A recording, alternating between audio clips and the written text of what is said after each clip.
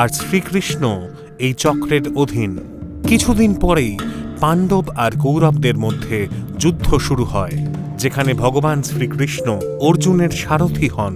18 দিনের ভীষণ যুদ্ধের পর পাণ্ডবরা যুদ্ধে জয়ী হন, আর সেই অধ্যায়ের পর শুরু হয় দ্বারকা নগরের অধঃপতন। মহাভারতের স্ত্রী পর্ব অনুযায়ী মাতা গান্ধারী যখন তার শতপুত্রের শব দেখে, তখন তিনি সেই দুঃখ সহ্য করতে পারলেন না, আর তিনি ভগবান শ্রীকৃষ্ণকে নিজের পুত্রদের মৃত্যুর জন্য দায়ী করে অভিশাপ দিলেন।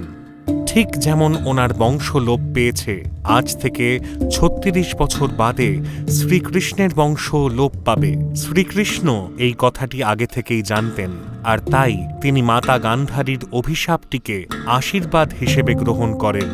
এটি ছাড়াও আরও একটি অভিশাপ ছিল, যা যাদবকুলের বিনাশের কারণ হিসেবে মনে করা হয়।